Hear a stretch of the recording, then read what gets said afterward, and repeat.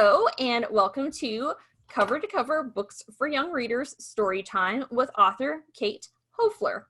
We're so pleased you could all join us today for the special reading of Kate's heartwarming book, Rabbit and the Motorbike, which will be followed by a short Q&A. This special event is brought to you in partnership with the Ohioana Library and the 2020 Ohioana Book Festival, which will be taking place virtually August 28th through 30th. Before we get started, I want to thank the Ohioana Book Festival sponsors and partners, all of whom you can find listed on the Ohioana website. And now I'm very pleased to welcome Brian Lohr, the General Manager of Cover to Cover, and Kate Hoefler. Kate Hoefler received her BA in English and Creative Writing from Ohio University and her MFA in Poetry from the University of Michigan, where she studied as a Colby Fellow. She's the author of Real Cowboys, Great Big Things, and Rabbit and the Motorbike, with more forthcoming soon. She makes her home in the rolling hills of Ohio with her 2 children, a young dog, and an old cat. And thank you so much. I'll turn it over to Kate. Hello. Okay, now that I know everybody can hear me, we can actually do this. Thank you, Ohioana, and thank you, Cover to Cover, for having me. And this is so much fun. I feel like I have a lot of people in my dining room right now, but you can't see the mess, so it's perfect. I'm going to go ahead and share my screen, and we can go ahead and get going. All right. Let's see here.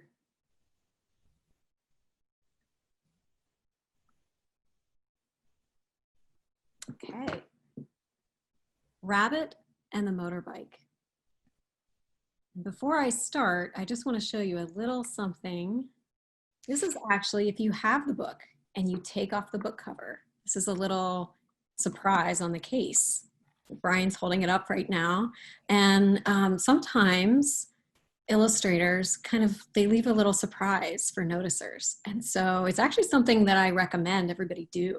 Take a peek behind book jackets sometimes. Sometimes there's a little surprise. And this is actually Rabbit's little biker crew.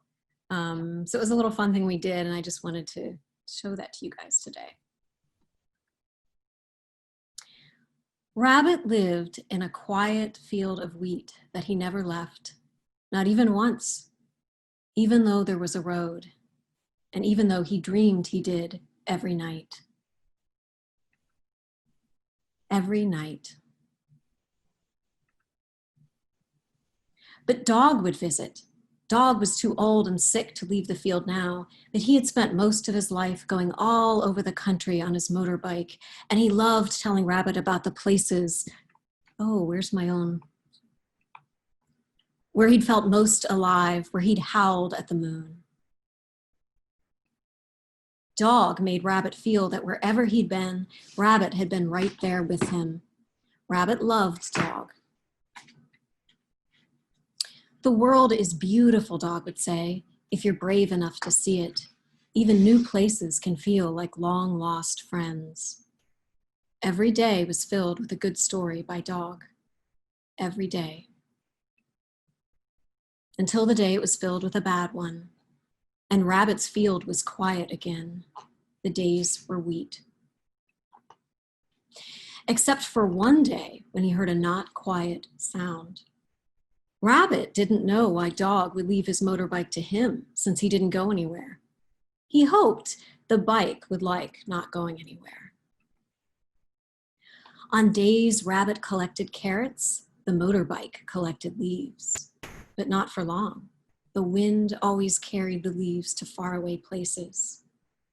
When birds made nests in its spokes, there was bird song, but it was a life quieter than a bird's. And the birds always left. One night, when Rabbit was in the mood for a story, he brought the motorbike in, but it didn't tell Rabbit any stories, and Rabbit had none to tell it. So they just listened to the distant sounds of the highway.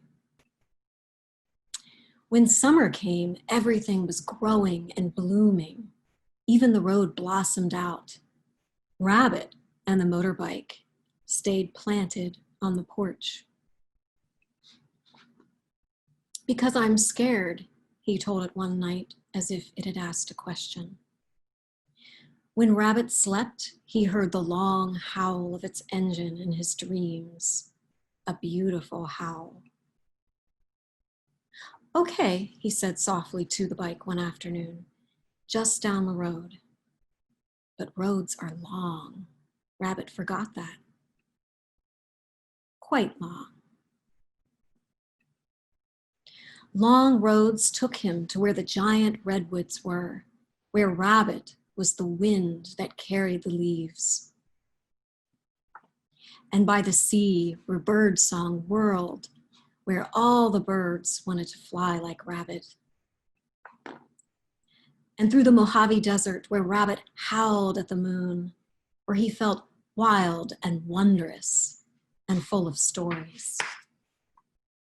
Wherever they went, Rabbit and the motorbike were the distant sound of the highway that others heard.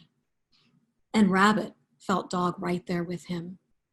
The heart can sing like that. Certain roads take all summer to get back to a field of wheat, Rabbit noticed, especially on a motorbike. But this road eventually did. And when it did, the days were wheat again. But they were also motorbike and wings and stories.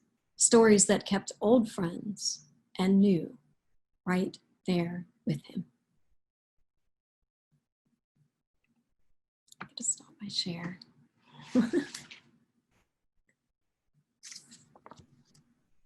That was so beautiful. Thank you so much for sharing. Thank you. Oh my goodness. So this is such a fantastic book on multiple levels. I love that it commands attention and quiet and time with it. So thank you for writing such a beautiful book, Kate. Oh, thank you. So I want to start off some questions before we get to audience questions. I'm kind of curious from a general point of view, what excites you about picture books, either now or in the past? You know, I mean, it's interesting because as a writer, what I find exciting about picture books is the exact thing that makes them, I'll say, gorgeously challenging to write.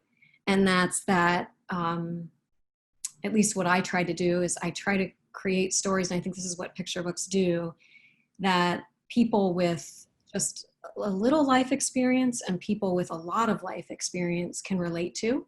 So it's a unique challenge, and I want as many people as possible to see themselves in a story and to relate to the characters. And so knowing that people of all ages read picture books and they read them together, I find that aspect exciting, that closeness that people have when they share books. But I also want to be, I want to create stories that people of all ages, they can feel something when they've read the book together. And I think that that kind of creates an intimacy when you're reading with somebody else, or even if you're behind a chair, you feel a closeness with the characters. You feel a closeness with the writer. I feel an extreme closeness to readers. So I think that it's that picture books tend to hug, they're really meant for everyone, and they can hug so many people. It's an art genre that is kind of unlike any others in that sense. And I really loved, even though it's not specifically spelled out, the intergenerational aspect of this book, in the sense of you have Dog, who has had all these life experiences that could connect with somebody that is of an older generation and see similarities and see themselves, as whereas with Rabbit, you might have a younger individual. So Yeah. that's really beautiful. I'm also kind of curious from the standpoint of knowing that you have your master's in poetry. I love both. There are pieces of cadence, the way that you allow longer pauses to happen. There's also some repetition in it, very purposely, and you can tell. I love that just reading it out loud, again, it makes you almost center yourself. So was that, tell me a little bit more about that. I'm sure it was intentional, but if you could speak to that, that would be great. Yeah, I mean, I find that so I did my background in writing poetry for adults. And I kind of had a journey though, where eventually I found my home in picture books. It was kind of, I realized now that's what I was meant to do all along.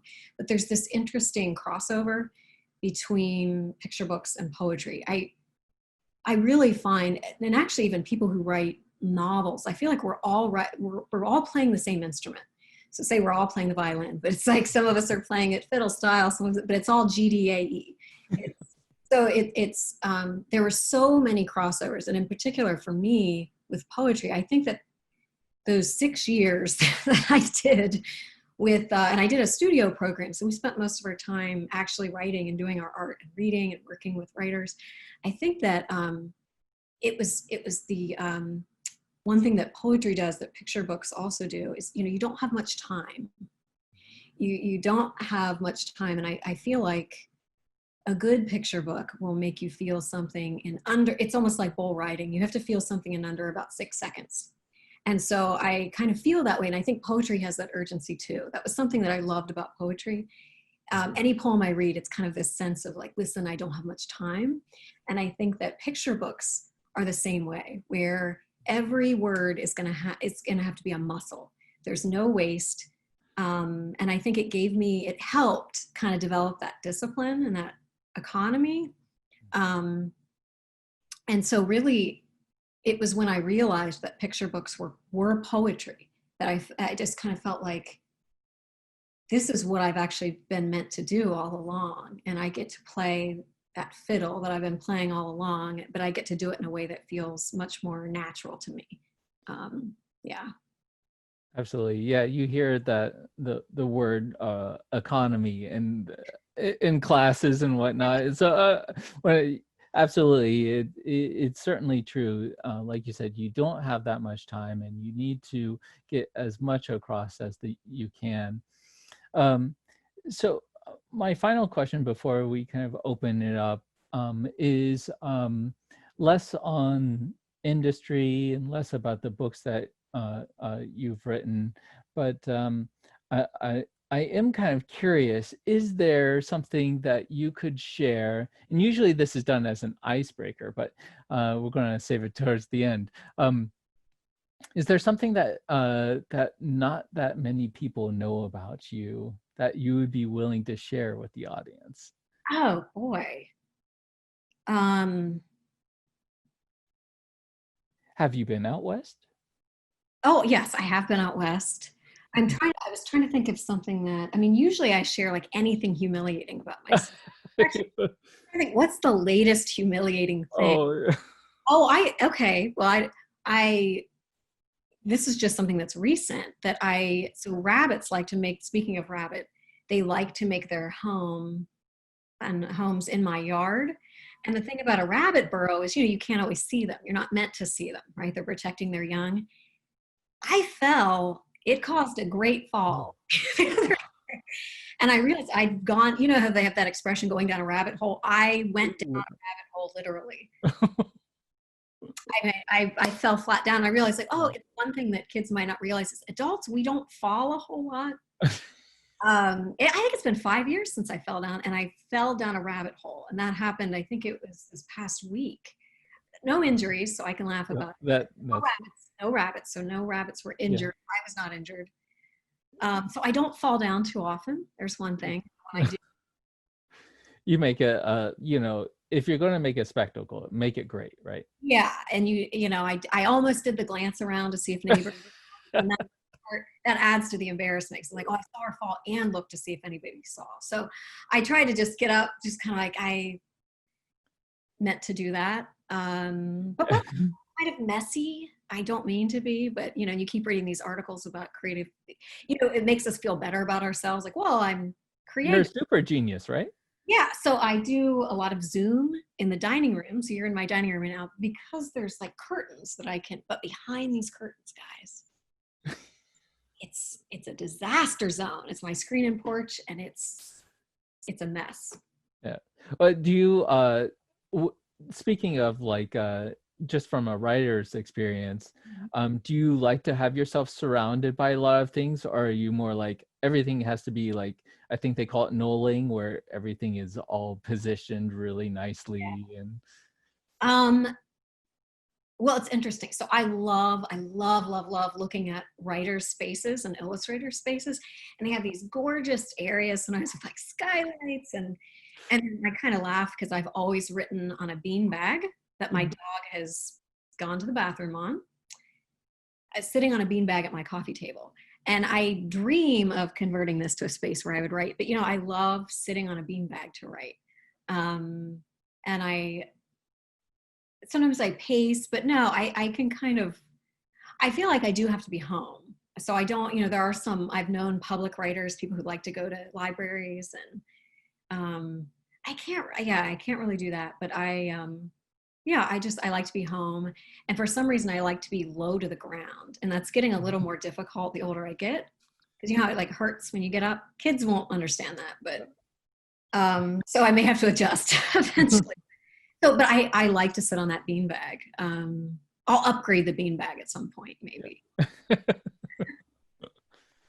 Well, again, thank you so much for being here today. Why don't we go ahead and open it up then to the audience. I'm just flipping open the Q&A, which I don't see anything there, but I'm also not the host, but we're getting some, just checking the chat. I think they're horrified. They're still thinking about that fall that I did. And well, when you mentioned that, you said that you looked around, but did you look low to the ground for any rabbits kind of snickering? I should have, actually. Something saw that. I'm convinced. I mean, whether it was a bird, a human, and I kind of hope, because it's one of those falls, when nobody's hurt, but it's just a special thing to see in your day, especially when you're all at home, or a lot of us are kind of closer to home. We have some messages coming in, some questions. There is a comment from Linda. I'm guessing that you're seeing that too. I just opened up chat. Hi, Linda. I know which Linda that is. Thanks for the support. And then we've got another question. How many drafts do your picture books go through? That's an interesting question. And I've known writers who work in so many different ways. Some of them do the whole story and then they revise the whole story. I kind of do this is interesting because of course I did undergrad and graduate degrees in creative writing. So I've had a lot of writers tell me not to do this, but I can't advance until I'm happy with what I've already have. So it's a very slow process. But if I was going to add up all the times I've tinkered with things, I mean, they probably go through a solid 6 to 10 adjustments, and there's always ways I can cut things down. And then once you are actually in the phase where you're working with an illustrator, it gets adjusted again, because there's this interesting dance that happens between word and picture, where you kind of see your manuscript. You see that dance a little differently between what's said and what doesn't need said, what the illustrations are going to do. Sometimes they're kind of in service of the text. They add, their illustrators are 50% the storytellers. So all of a sudden, when you're doing that collaboration, you're going to revise yet again. So that's what's interesting. That's actually the advice I often give people. I've known people who are just hammering out a story and they want it to be just perfect. And I do agree, like, yeah, you get it as perfect as you can get it, but then you're going to revise it again with the editor.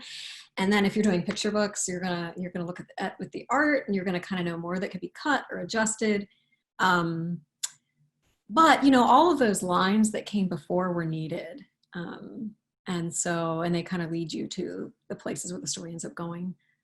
So many, and it takes me a long time. I think people look at picture books and they'll see, well, this is 200 words.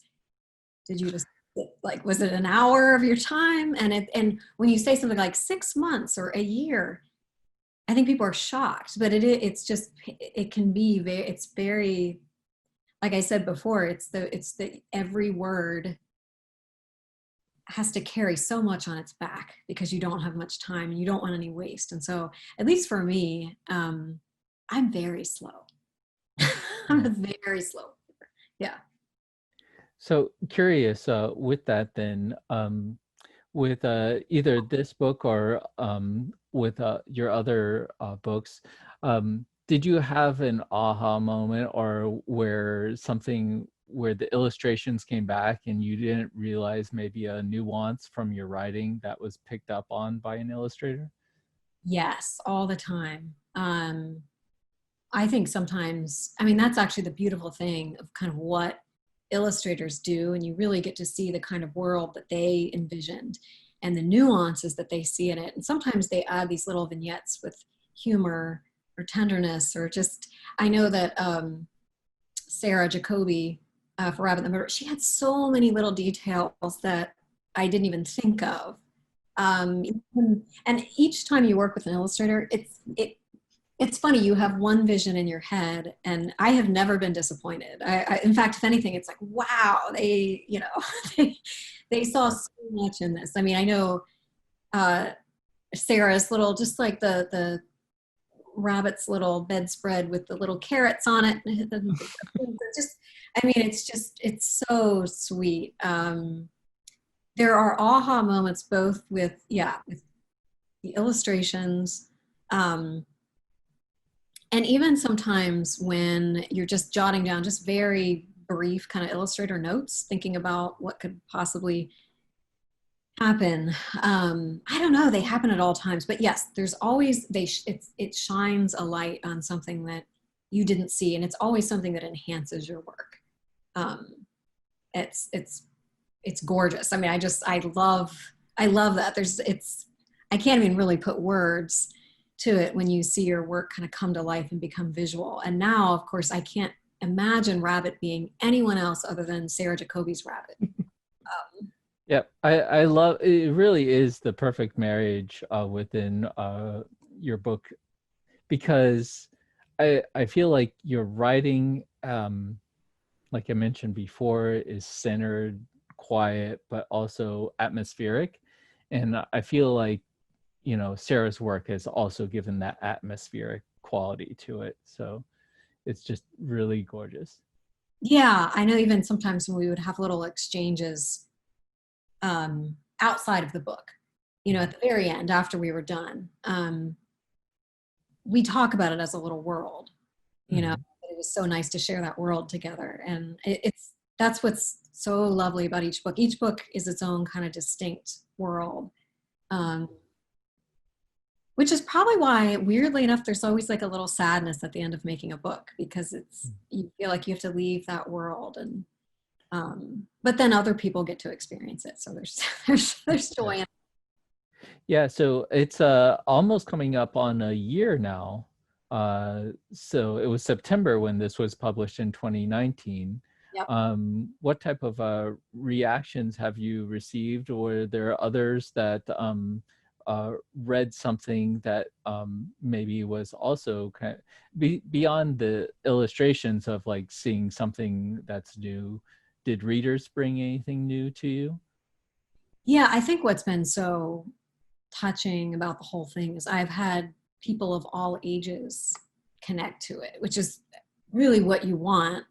I have a picture. There was a man, I think he's 91, and he had Rabbit, and he loved it. And then I have messages from friends who've had their toddlers read it, and people I don't know who send me pictures of their child reading it. And I think in particular with this book, I've had a lot of responses about families that were dealing with grief or with fear, and it's been really, really moving. I mean, one thing, I think when I'm creating a book, I try to create something that's both timely and timeless. And one thing I did not predict, and I think none of us predicted, was of course the social isolation and the pandemic. And I didn't realize how much people would connect to Rabbit during this period of social isolation when we can't be near people we love. And so when, Jennifer Garner with the Save with Stories, they picked it up, and Henry Winkler read it, and the Fonz read Rabbit and the Motor. I mean, nothing cooler will ever happen to me. That's just quite a peak. That and falling in the rabbit hole.